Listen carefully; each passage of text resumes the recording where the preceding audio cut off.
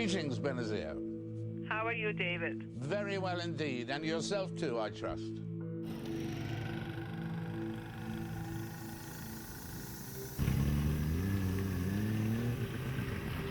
How is the Pakistan you now see different from the Pakistan you left 8 years ago?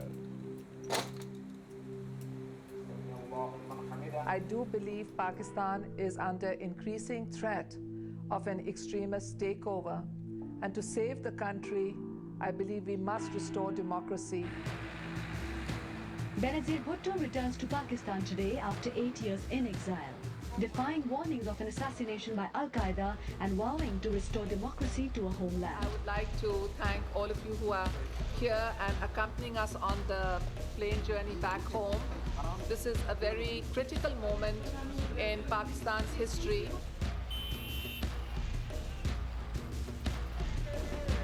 There is real threat to the life of Mohtarma Benazir. There are credible and corroborated intelligence reports that terrorist groups are out to target Mohtarma Benazir Bhutto. The government is advising her to avoid long public exposures. I'm unaware of the details of the security arrangement, but I think the biggest protection comes from God. And God willing, all will go well.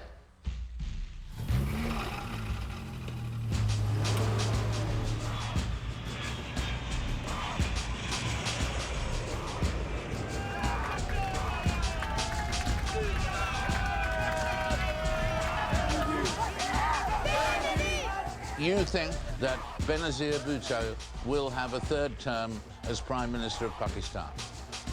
Well, this is up to the people of Pakistan. I've served them before, and it would be a privilege for me and an honor for me to serve them again.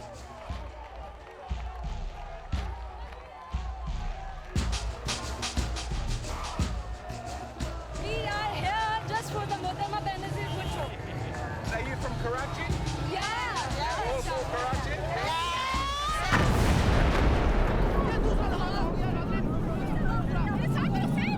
What was that? What was that? Attack?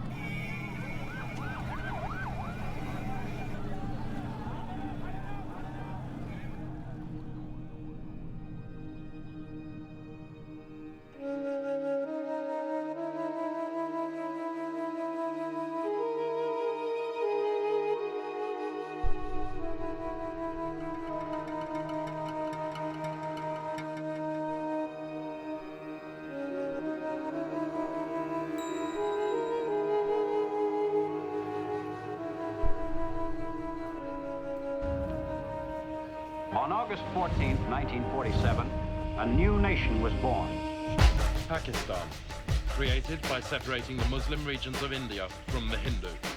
History is made. A people rejoice. Independence for India and Pakistan. When the British begin their departure, an era ends and a new era begins. As the new dominions of Pakistan and India take over their own affairs, millions began a journey that over the months was to become the greatest mass migration in history. The country was born in confusion. People who thought they were in Pakistan suddenly realised that they actually were in India. The rapes and brutal mass murders during partition affected both India and Pakistan. Anywhere from 200,000 to 1 million dead. Many will never reach their new land. More than 60 languages are spoken. The national language became Urdu. But English is the official language, used in business, government and legal contracts. It is the Muslim faith which holds the nation together. Tension between Hindus and Muslims of India always ran high. When India and Pakistan won their independence, the partition led almost immediately to disputes. Pakistan's very existence depended largely on adequate military strength should the dispute with India assume uncontrollable proportions. The borderland Kashmir has been a disputed territory ever since. the UN succeeds in obtaining a ceasefire. Pakistan has never managed to get control of all of Kashmir. You're making it very clear to both Pakistan and India that war will not serve their interests. More than half of Pakistan's 63-year history has been spent under military rule. A shortage of jobs, of justice, of good school, of electricity and running water are the state's everyday failures. Pakistan has achieved a literacy rate of only 67% for men. only 42% for women. Government spending on education is just a small fraction of government spending on the military.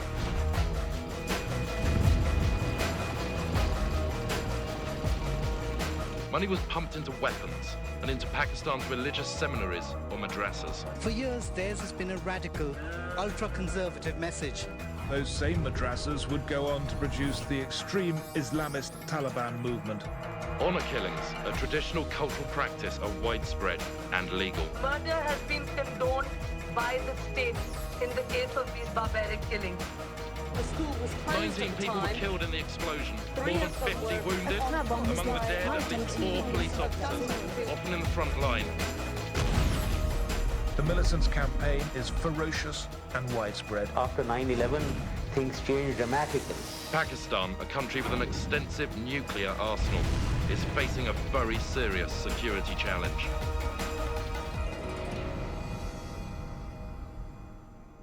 In 1953, 6 years after the birth of Pakistan, Benazir Bhutto was born.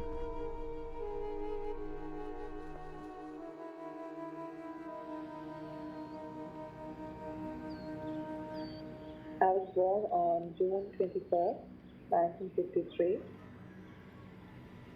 My mother says nobody came to see her for 3 days in the hospital when I was born because they were all in mourning. So the girl had been born. I remember once he even mentioned to me that even the dogs were giving birth to boys and even the cats were giving birth to boys. Benazir. So my mother never liked that name either. She made me grow up thinking, I want to keep her name Naila. Naila is such a lovely name. Naila is such a pretty name, but they gave this horrible, ugly name, Benazir.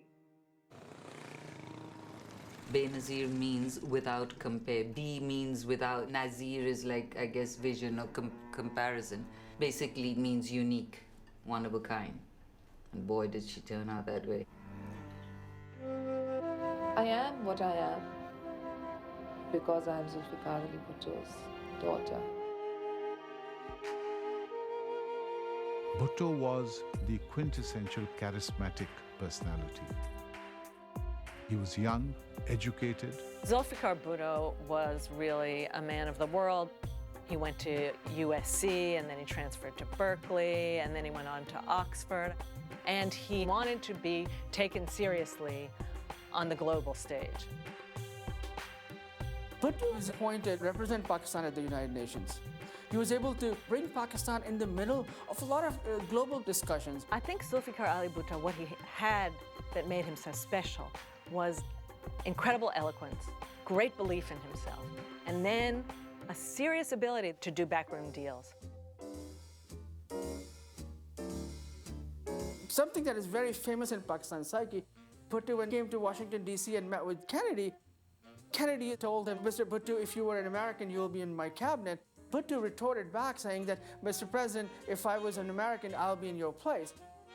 Here's a guy who goes to White House and tells an American president that, you know what, I am better than you. He wanted to make sure that when he wasn't in the camera, his crease was fine in his pants, that he always wore the right set of clothes, that he always wore the right cologne. And every young man wanted to copy him. Whatever he wore became a fashion. Very flamboyant. He was the GQ of Pakistan.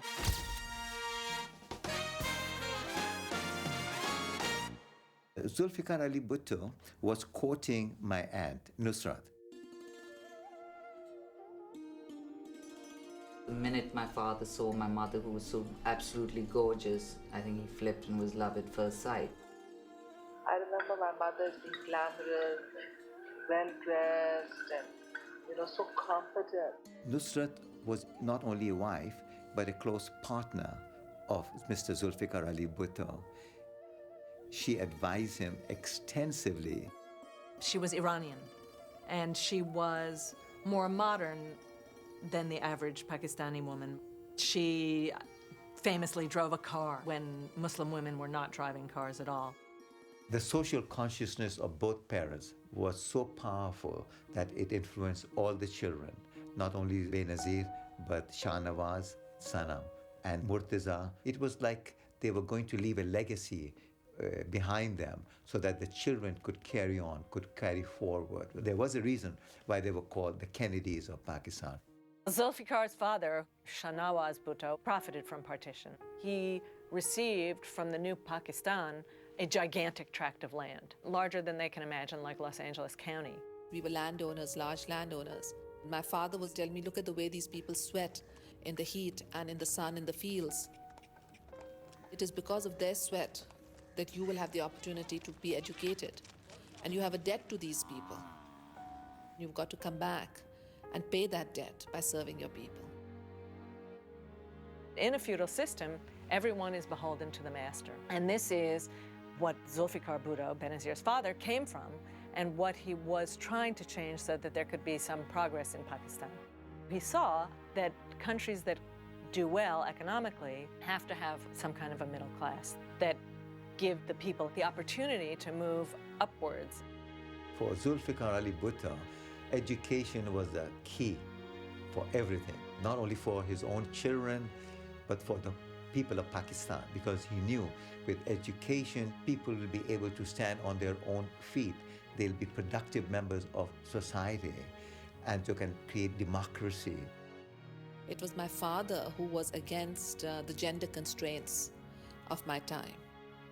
He enabled me to appreciate that a woman is not a lesser creature.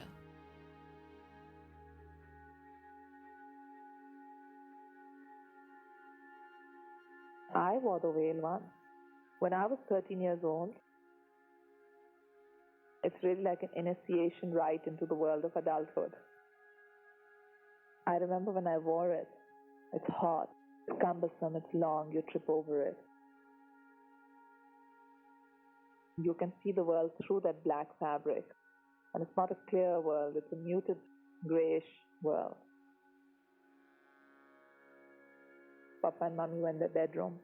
And Mommy said, Pinky wore her burqa. I made her wear it for the first time. Then he was quiet for a while, quite thoughtful. Then he just looked up, said there's no need for her to wear it.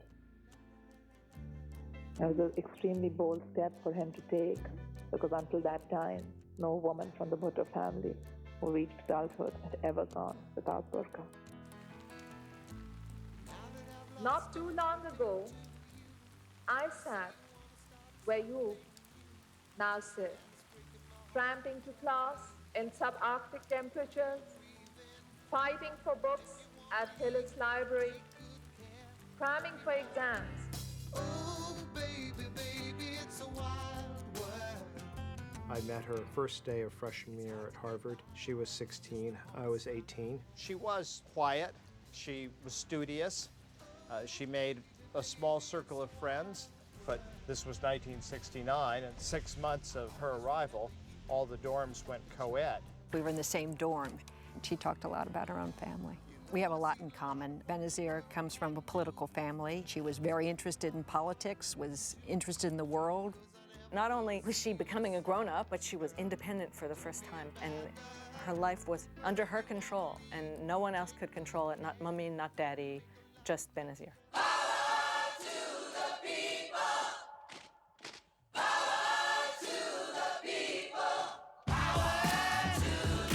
This was the height of the Vietnam War, and she saw firsthand the power of the people to change a policy and to bring down a government. She was very much exposed to the ideas of equal rights for women, and that was something that very much influenced her life. It was the first time that I was in an environment where women were treated as full participants in society. It was that early experience, perhaps more than anything else, that shaped my political being.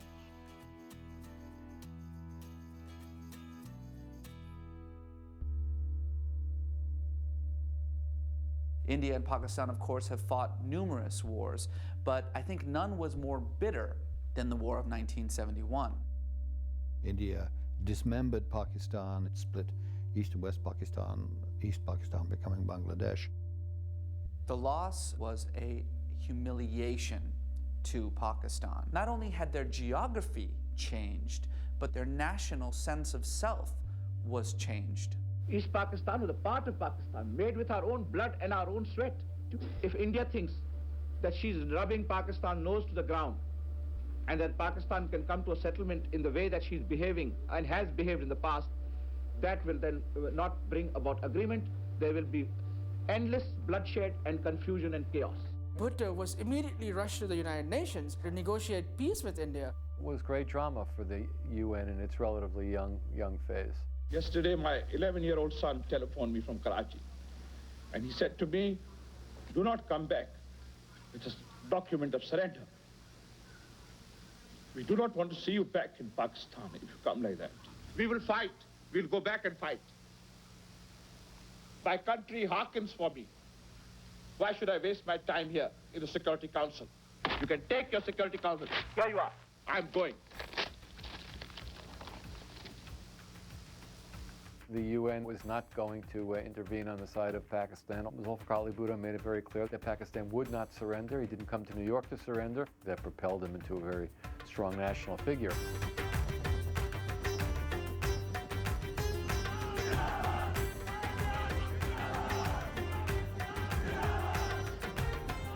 Bhutto could rally the masses, mesmerize the masses.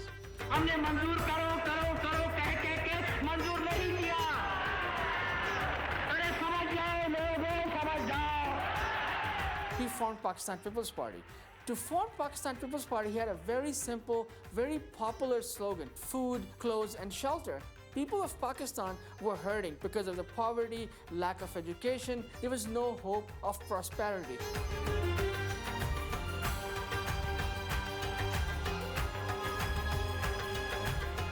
Bhutto just swept the polls. People were waiting for change. People who chanted the meaning of Pakistan is food, clothing, and shelter won the elections with massive majority.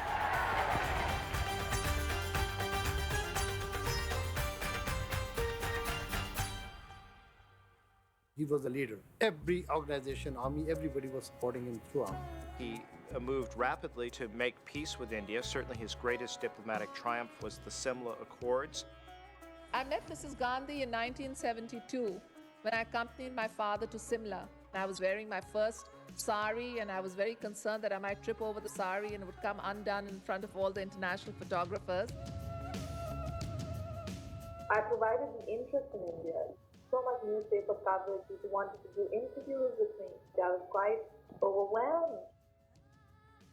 And I remember my father called me one morning and said, "Have you seen these pictures of yourself? You look like Mussolini there. You better be careful." This was a negotiation in which he didn't have very many cards. After all, India was the victorious power. But using his diplomatic skills, he got a reasonably good bargain, which allowed for the return of some 95,000 Pakistani prisoners of war, reestablished normal relations between the two countries. This was very much a formative experience for Benazir. She watched her father operate. She had a diplomatic role as his hostess, and she absorbed many of his lessons of diplomacy. My father always said, "My daughter will make me more proud than Indira made her father." So my father always had the idea that I was a chip off the block.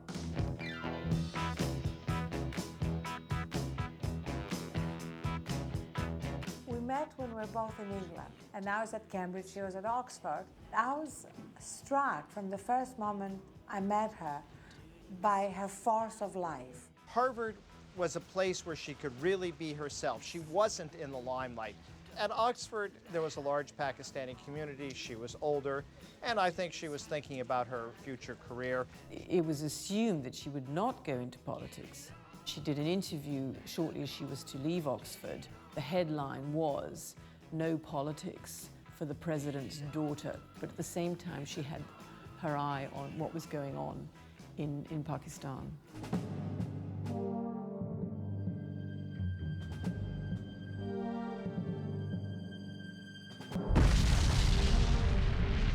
In 1974, India detonated a nuclear explosion. And so now Pakistan faced India that was 8 times the size and which had nuclear weapons. Once India got the bomb, the Pakistani military started clamoring and telling Bhutto, "We want nuclear weapons. Otherwise, how can we compete with the Indians?"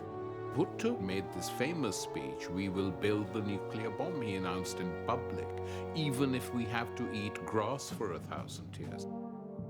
Bhutto was persuaded by the Ford administration not to go this path.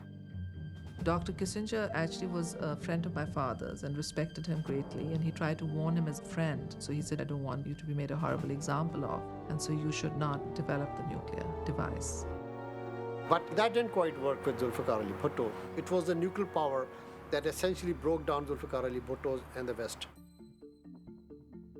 The whole of the West was very, very anti-Pakistan because they thought we were doing an injustice. It was a bad situation. Like all great charismatic leaders, Bhutto had flaws, he had great strengths but great weaknesses, and very soon he was in trouble with the establishment, with even the people of Pakistan. His allies became his opponents himself. He started losing traction with everybody who was part of his victory. Her father had chosen to call elections. Zulfikar Ali Bhutto was re-elected. They were contested, and a massive agitation started in Pakistan. All this turmoil in Pakistan, protests on the street, big rallies against Pakistan People's Party. He panicked.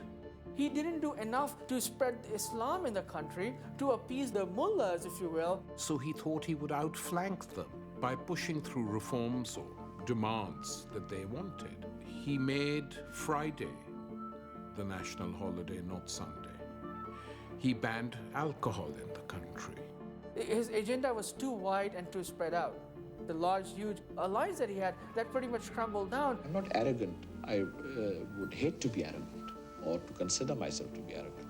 But certainly I am intolerant of certain stupid things. When you have power and there's only you, and you think you're more intelligent than the rest of the country, that's always a mistake.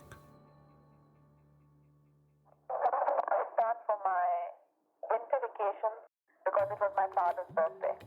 That night there was a dinner in honor of my father. I was told, come and meet the new chief of staff, General Ziaul Haq.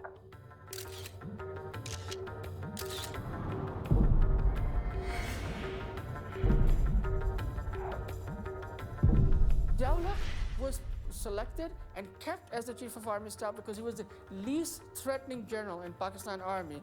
At least that's what Bhutto thought.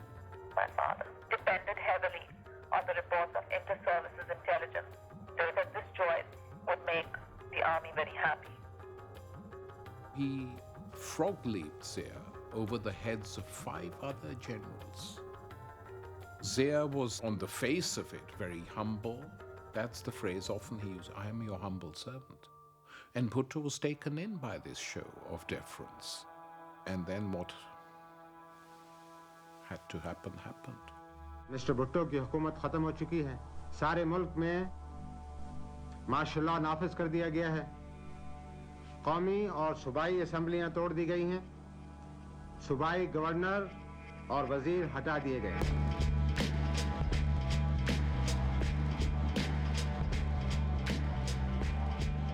General Ziaul Haq seized power in April 1977. Basically, there was a general election. Bhutto would have won that election, but his overzealous supporters in the state apparatus rigged that election, which created the atmosphere which permitted the military to come back in. With the green light given by the US, Henry Kissinger had said to Bhutto, "We will make a horrible example out of you."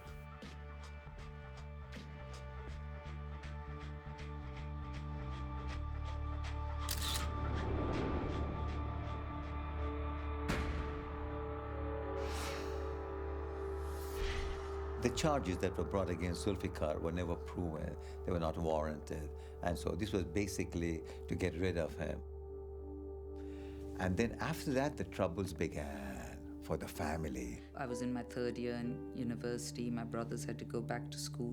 My mother and my father said, even if they try and take you off the plane, if they do whatever, don't, under any circumstances, come out of the airplane. Just stay there and go and finish your education. He was concerned particularly for the boys, for their safety. I never knew what was happening to my family. I never knew what was happening to my father. My brother was in Oxford, so I used to go and try and visit him. They didn't have that proximity over that last 1 year, which Benazir had with her father. Week after week, she'd go to jail to see him, and it was during that period she had these very intense conversations with him about leadership and about the people. Once her father was toppled and imprisoned, she now became very engaged, very active. So here we had overnight another charismatic Bhutto. He gave her the mantle of the party, and in a normal Islamic society, they would give it to the eldest son. But Zulfikar Ali Bhutto gave it to the eldest child, the one he thought could best do the job, and it was a woman.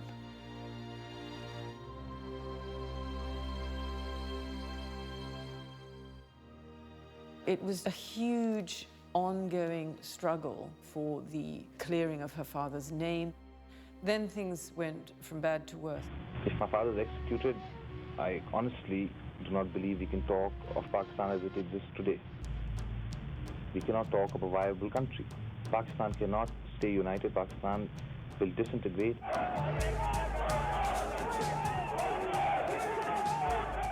Mir went around the world to lobby leaders to try and save Zulfikar from the executioner's noose. Our message to General Zia is that release my father and hold free election and let the people decide the fate of the country. We have come out against the military regime headed by General Zia-ul-Haq, which we feel is acting in a manner which is prejudicial. We were so isolated, and I just used to pretend that it's not going to happen. Zia knew as long as Zulfikar is alive, Zia can never stay president of the country. What do you think that your father would look back on as his own mistakes? Perhaps choosing General Zia as Chief of Staff?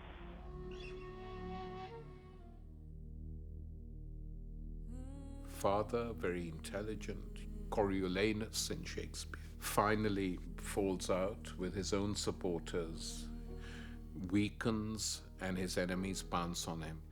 The whole story of the Bhuttos has strong elements of a Greek tragedy. He called the jail superintendent and said, "This is the last meeting." He said, "Yes." He said, "Has the date been fixed?" He said, "Yes." He said, "For when has it been fixed?" He said, "Tonight." My father said to him, "Then make arrangements for me to shave, to have a bath. It's beautiful earth, and I want to be clean." And he said that tonight I'll be free. My father was very calm, and he talked of family matters, he talked of party matters, and I keep seeing his face. I said that I'd like to hug my father goodbye. He'd been the president, the prime minister. He'd brought them back from the camps of India. They wouldn't even open the cell doors for me to kiss him goodbye. Said, "This is goodbye until the final meeting." And those were the last words he spoke to either my mother or myself.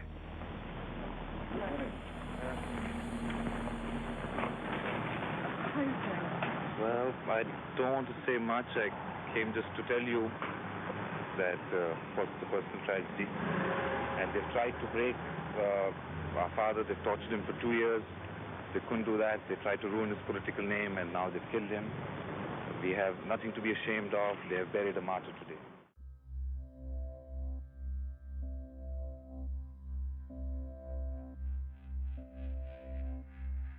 Zia's rule proved to be the worst period in Pakistan's history. A fear enveloped the country, and many people said, if they can hang Bhutto, who the hell are we? I don't know, after my father's death, I came back to Pakistan and the whole atmosphere changed. I mean, they kept hauling my mother and sister off to different jails. Everything was under martial law order. I mean, they had a martial law order that our last name wasn't allowed to be in the newspapers. They turned our home into prison, where nobody could enter, where nobody could go out. When you're in detention, it's not the physical aspect which matters, it's the mental. It's having somebody to communicate with. Zia did not want any activity from the family. So if the brothers are outside the country and the wife and the daughter is in prison, no activity. Zia was an Islamist. He began a process of Islamicizing Pakistan. General Zia said, "We are the true defenders. Israel without Judaism would collapse. Pakistan without Islam would collapse." He imposed Sharia law. Sharia is a divine, utopian, heavenly code of conduct. Sharia on earth means whatever the leader says Sharia means.